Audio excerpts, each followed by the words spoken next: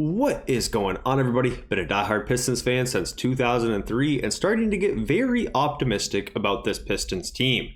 The Detroit Pistons just took care of business, beating the Charlotte Hornets by a score of 112 to 102.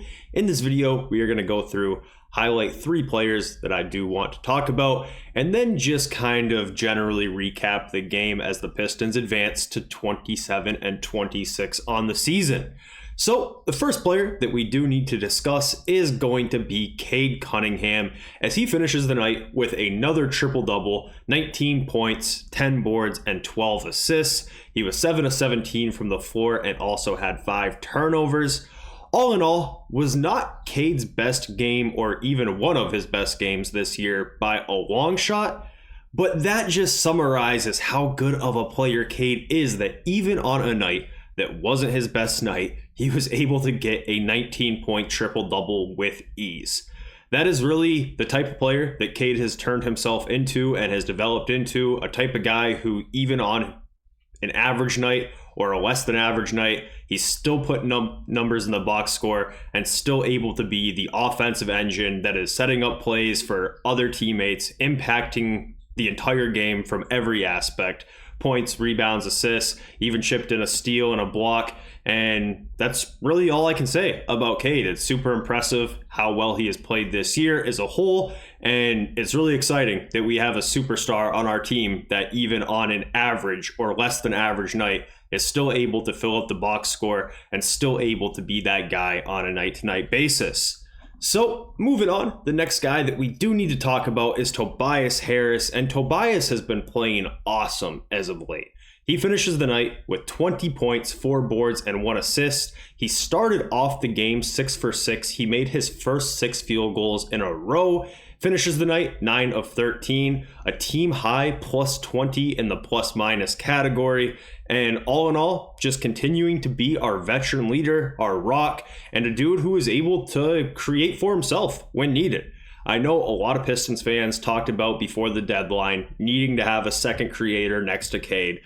And I know Tobias Harris is not an all-star secondary creator or a secondary superstar, anything of that nature. But Tobias Harris is able to bail us out of a lot of possessions. There has been multiple times over the past couple weeks especially where the Pistons really have nothing going in their offense. Tobias is able to get the ball back to the basket, 15 feet away, free throw line extended, and just make something out of nothing. So super happy with the way that Tobias has been playing. I think that a lot of times Tobias gets overlooked by our fan base because he has been awesome, especially as of late, and has been impacting these games in a big way.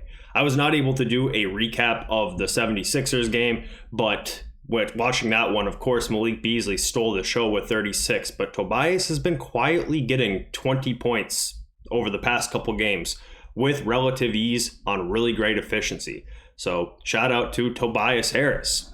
Moving on, the next guy I do want to highlight is going to be Ausar Thompson. He finishes the night with 16 points, 8 boards, and 4 assists to go along with 2 steals. Both of those steals, big time plays that led to wide open free buckets, 7 and 9 from the floor, and all of that in just 23 minutes of action.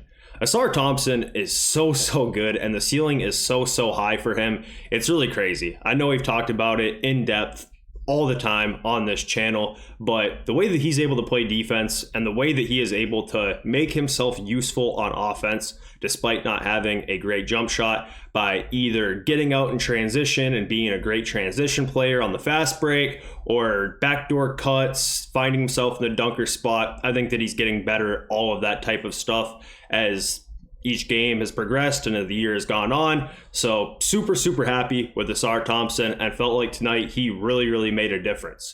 And one other guy that I do want to talk about, normally we highlight 3, today it's going to be 4 because Dennis Schroeder did not have the box score impact to be able to consider him one of the highlighted players. But I did want to speak on him as it was his first game in a Pistons uniform.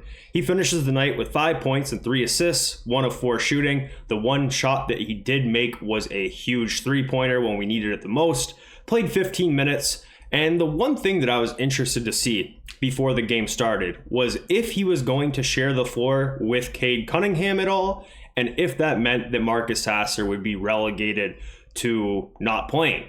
The answer to both of those questions were yes. Towards the end of the game in the fourth quarter, there was a brief stint where Dennis Schroeder did share the floor with Cade. Had a pretty unique lineup that I did not expect at all at one point in the fourth quarter, where it was Schroeder, Cade, Beasley, Hardaway, and Duren. So essentially 4 guards out there with just Duren. Thought that was pretty interesting, and also was a bit interested to see if that meant that Marcus Sasser would just not play and Dennis Schroeder would just take Marcus Sasser's minutes. And that is exactly what happened.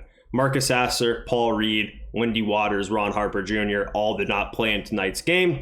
So this is first DNP in a long time for Marcus Sasser. And if you guys have watched the channel, paid attention to what I've said about Marcus Sasser, I'm a big fan of his, but it does seem like Dennis Schroeder might be closer to what we need out of our backup point guard. And that is not to say that Marcus Sasser is a bad player at all, but Dennis Schroeder is a bit more of a playmaker, a little bit more of a table setter. And I felt like that showed tonight in Dennis Schroeder's limited short action debut. So all in all, my takeaway from this game is pretty much good. And I'm not sure if everybody will feel that way because the Pistons did get out to a big time lead. They were up by 28 points early on. After the first quarter even, they were up by 25 points. And they let the Hornets get back into the game.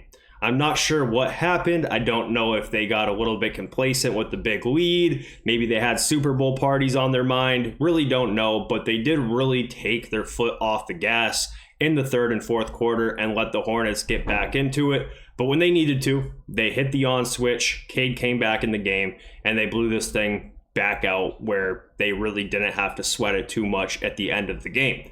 So I think that's a good sign.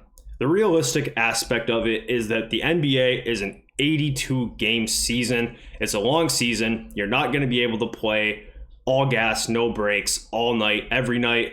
What good teams do is turn it on when they need to turn it on. And I felt like when the Pistons needed to turn it on tonight, they were able to do so. And that just showed that we are a much better team than the Charlotte Hornets, as they are without LaMelo Ball, Brandon Miller, and Mark Williams, 3 of their main guys. So we were really able to just turn it on when we needed to and use our talent to be able to get a safe and easy win here as we are working our way into the All-Star break.